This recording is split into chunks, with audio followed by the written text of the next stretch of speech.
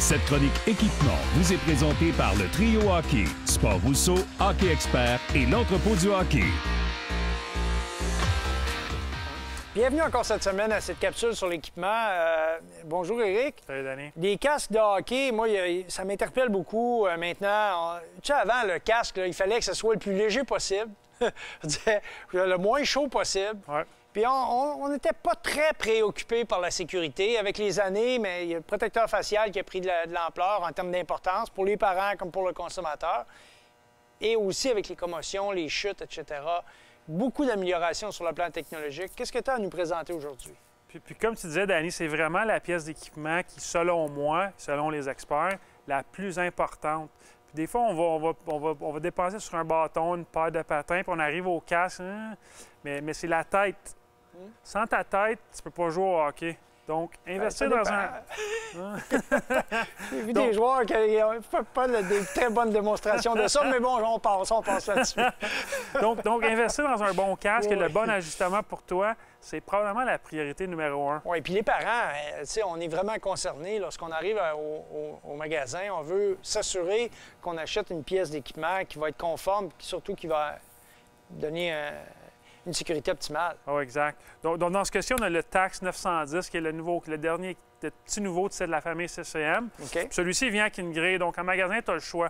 Il y a des casques qui viennent avec une grille où tu peux choisir ton casque, pas de grille, et ensuite ajouter une visière ou encore un grillage. OK, exactement. Parle-moi un petit peu des protections à l'intérieur. Comment c'est coussiné à l'intérieur? Oui, ici, c'est des petites pastilles avec du gel. Puis il y a du D3O qui est comme une petite substance orange qu'on voit un petit peu à l'intérieur du casque, qui absorbe vraiment les impacts puis qui disperse l'énergie dans la tête. Donc si tu cognes ta tête, pas trop fort, c'est comme si tu es très bien protégé. Mais encore une fois, il faut que le casque soit au bon ajustement, il faut que bien ajusté. Les oreilles aussi, je remarque qu'il y a une protection accrue au niveau des oreilles.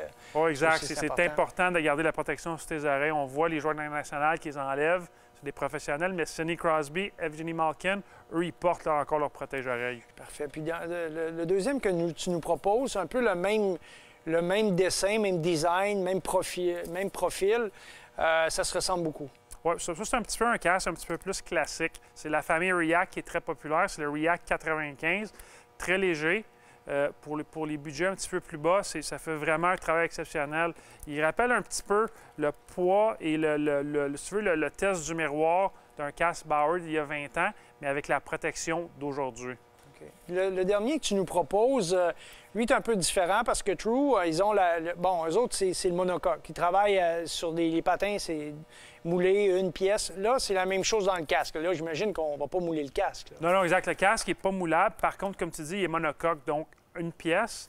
Mais c'est vraiment, tout ça passe à l'intérieur. OK. Il y a des velcro, tu peux ajouter la protection. Puis c'est vraiment, ça s'appelle NIPS. C'est inspiré, je crois, des casques de vélo. Donc, c'est vraiment pour absorber les chocs. Tu vois, ça bouge un petit peu. Puis ça fait vraiment un travail exceptionnel. Mais encore une fois, c'est important de s'assurer que le casque soit bien ajusté selon sa tête. Je vois qu'à l'intérieur, au niveau de la nuque, il semble y avoir un peu plus de coussinage à l'arrière. Oui, exact. Cet ajustement, c'est un velcro. OK. Donc, tu peux l'ajuster pour t'assurer pour que le casque soit bien ajusté, pour pas, si tu reçois un petit coup, un petit impact, pas que le casque lève de ta tête.